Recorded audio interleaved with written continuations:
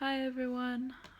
I'm so sorry. I'm so tired. It's been a long couple of days at work and I moved into my new apartment, so yay.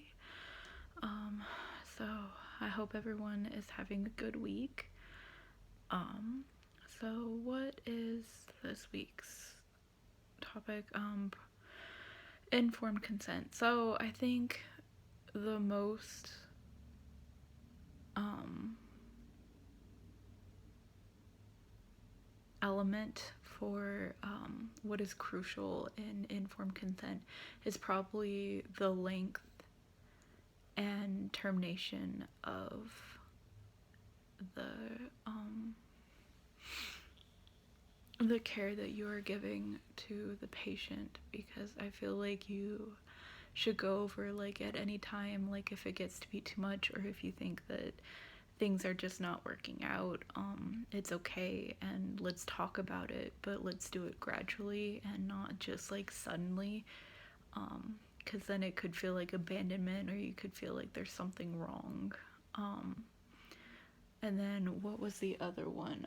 The benefits and risks of treatment. I really think you should go over, like, there are going to be like benefits to this. You are going to start feeling better and we can go over some stuff and we'll give you tools, but there are risks involved in this treatment plan because of A, Y, and Z. Like, it might trigger you, you might have some bad days, we might bring up stuff that you really don't want to talk about. And I just had that conversation with my group therapy recently and it was really hard, and I had to kind of take the day to kind of do some stuff around the apartment and kind of chill out a little bit.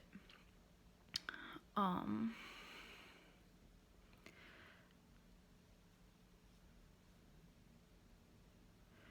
and then inform minor issues. I think it kind of goes into like the next one where it's an ongoing and conversation where like informed consent is not just like a one time deal. It's, you have to keep going back because there's some things that like you have to remind them of, like if your client is starting to peter out a little bit, and it's like, is do you want to keep going with therapy? Like, you can end it at any time if this isn't doing anything for you. um there are also like consenting of like giving out information, like, hey, like, I'm trying to get on meds and something, can we communicate with the other? And so it's just like, there are other things that it's just like some things might be brought up later in the treatment. um and I think it's very informed consent is a very involved thing where you have to keep going over it every couple of sessions just to make sure that everything's kept on track. And like, some things don't have to be totally discussed at the beginning, but I believe like the main parts, like, this is what we're going for, these are your goals that you're trying to reach, this is what we're trying to do, if this happens, this happens. If you want to terminate, let's just talk about it. If you want to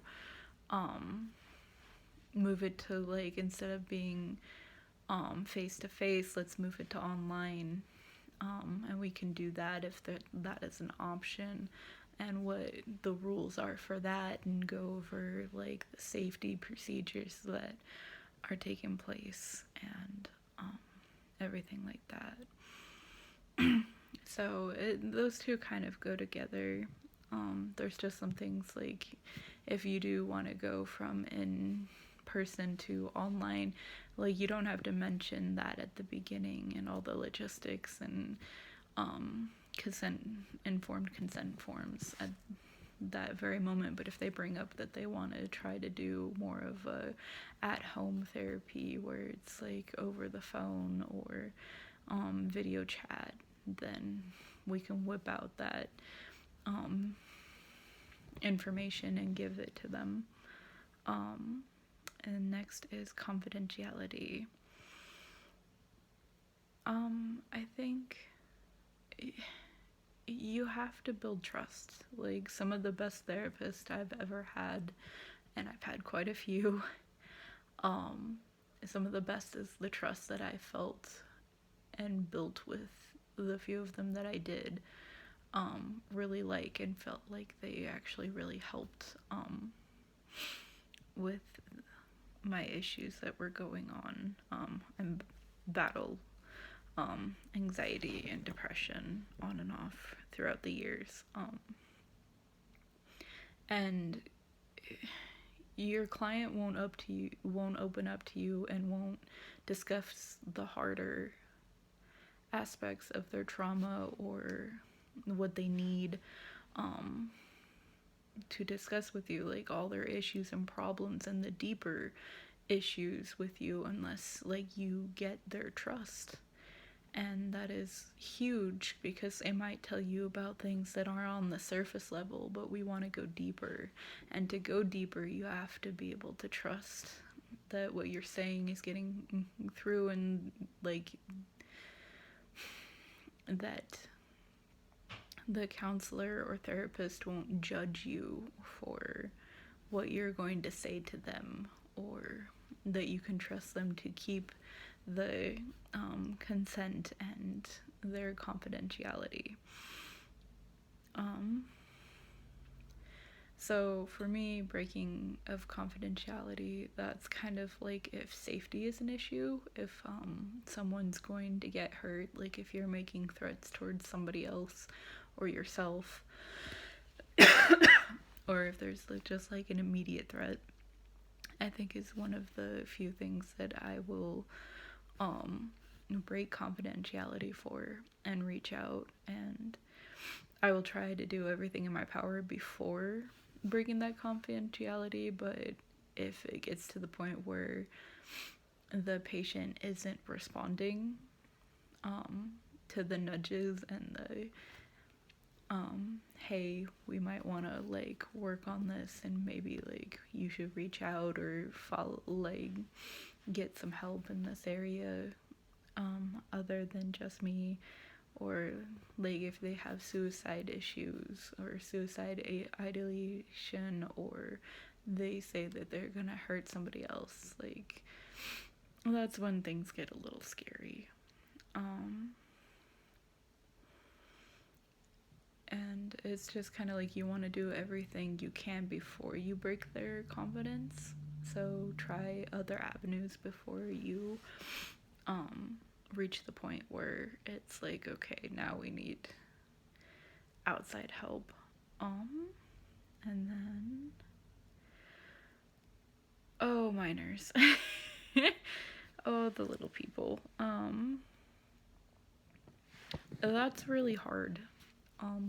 I had a therapist in high school, and I think it was about after I turned 16, and I think here in Oregon, don't quote me, that they don't have to tell your parents everything if you go to a counselor, and you can sign a waiver form and basically be an adult, unless things escalate and are harmful to you or others, then they will tell your parents. But I think with that, it's an age issue, and a maturity level towards the patient, whether or not to tell their parents about some things, like if it's harmful to them, and if you think that there are issues that need to be addressed, and that there's something scary going on, then yes, I would reach out to the parents and talk to them about it.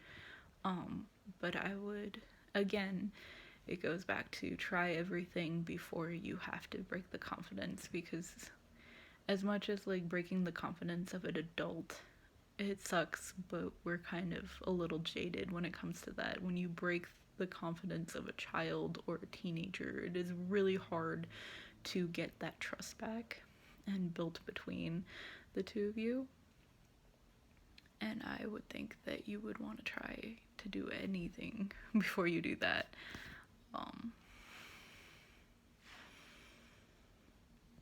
I think that you have to do it very carefully, and you have to be able to understand that they will feel very betrayed, because as much as it's so complicated having the parental issue, and what if the parents are the issue? That's the thing. So I think it's just navigating those waters. You have to do it very carefully and gather as much information as you can, and then head in. And I think that's about it. I hope you guys have a great weekend, and I will see you again next week.